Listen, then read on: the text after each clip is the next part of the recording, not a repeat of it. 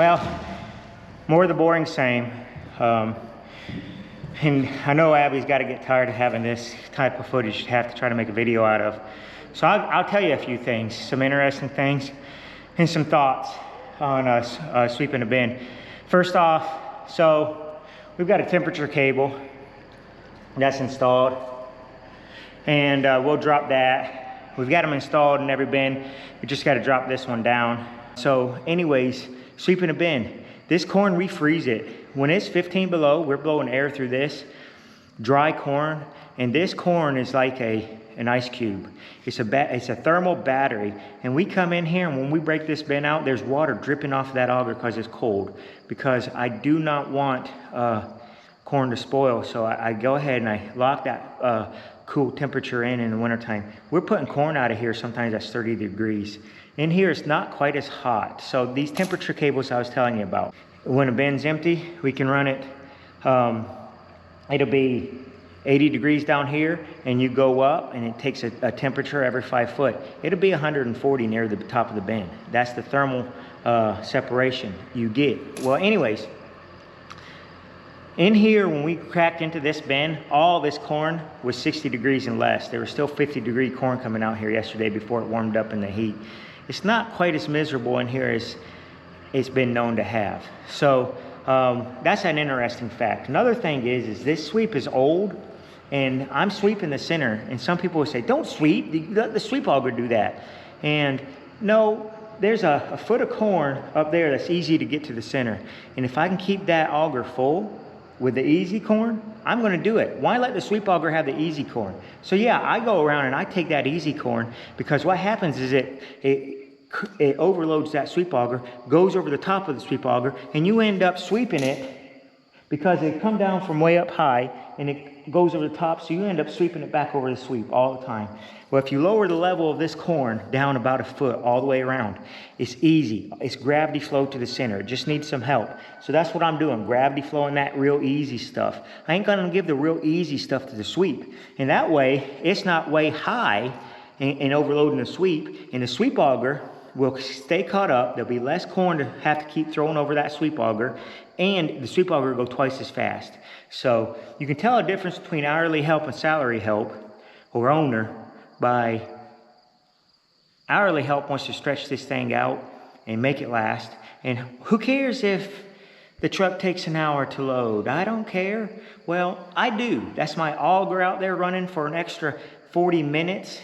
Just wearing out, that's everything. There's 40 minutes that's something I can't be doing, or harder on my children. So yeah, I'm gonna get out here, and if I can take this sweep auger, and if I can work a little bit and turn that into a 25-minute load instead of a 55-minute load, yeah. If I was paid by the hour, sure, who cares if stuff's wearing out? Who cares if nothing else is getting done? We're paid by the hour. Well, if you have that mentality, you're gonna always be a paid by the hour person. And you can tell the difference between a person who's paid by the hour and even the truckers. They don't mind. It's their job to wait, but they don't necessarily like waiting. But I don't think of the trucker out there that has to wait. I think of whoever owns the truck, and he wants that truck moving, and it's only courtesy to that guy to load as fast as we can. And you have that obligation somewhat to load as fast as you can. That's the difference between an owner, operator, or salary help. I consider myself salary help because I'm working for the Lord. And if I owned it, that's the way I'd want it to be. But so I get the easy stuff. That the sweep auger's hourly help. It ain't gonna get this easy stuff. I'm in here taking the cream off, the really easy, keeping that auger full, and we had a load out of here in about just as fast as it would have been if the sweep wasn't running. But it was all the easy stuff. Now when we come in here and clean out, we ain't gonna have that high corn constantly going over the top of the sweep auger, and that sweep auger is gonna run twice as fast. So yeah, you see, why are you sweeping when there's a sweep auger in there? Well, there's a method to the madness, and ultimately it comes down to doing a good job versus just getting it done by the hour just to get you monies out of it.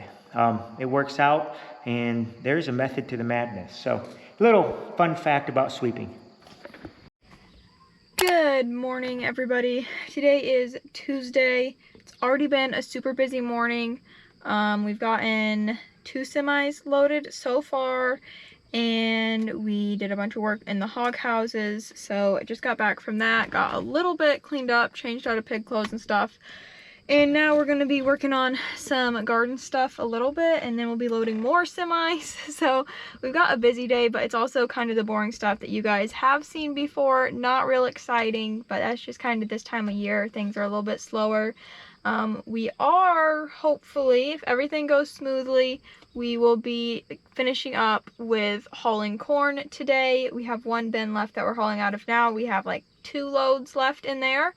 And then we will be done. We'll clean that bin out, and we will be completely done with hauling grain from last year's crop, and we will be ready for harvest this fall. So that will be good to have done. Not gonna lie, I am very ready to be done hauling corn and scooping out bins and all of that. I'm gonna be very happy to be done with that job. So I'm gonna be working towards finishing that up. And then the other job that we're gonna be working on right now is picking sweet corn from the garden. So the sweet corn is ready. It's been ready. We have been eating on it a lot. When sweet corn is ready around here, sweet corn makes basically a whole meal. We just have, you know, sweet corn on the cob and with butter and salt, maybe some cucumbers from the garden, and like that's a meal during the summertime. So definitely been a lot of good meals of sweet corn from that, but it's getting to the point where it's getting a little bit too tough to eat right off the cob. So we are going to process it and cut it off the cob and freeze it. It's at about the perfect stage for freezing right now, so that's what we're going to be working on today. We're just going to pick all of it, and then we'll be working on chucking it, cutting it off the cob, bagging it up, and freezing it over the next either today or tomorrow. So they're working on that right now, and I'm gonna go down there and help them with that, and I'll show you guys a little bit of that. We've made a quick pause in our trip to the garden because I was walking down the hill, Belle was just chilling here, and the rooster came running. She was actually walking away. She was coming up to meet me. There she goes. And the rooster came running up. You stay here, you're gonna get flogged again. That'll do, Belle. Come here.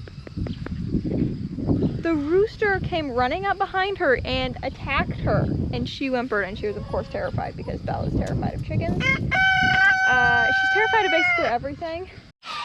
This is what we're working with here. We're knocking the stalks down as we go. And then just loading all the sweet corn up on the trailer.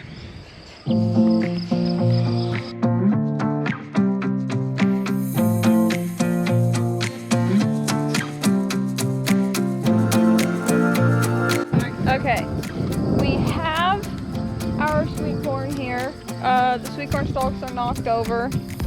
And now we're going to shuck it, put it in these tubs, and then we'll get it all off the cob.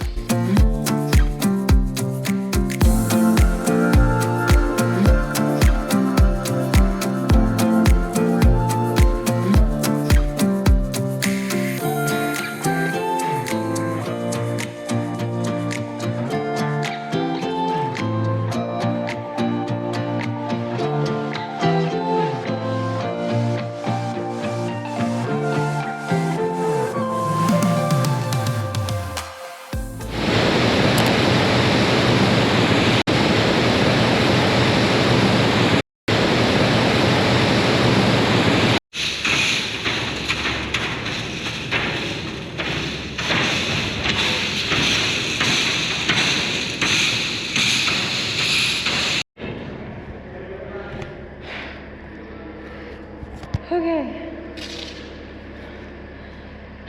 that's a wrap. We are done.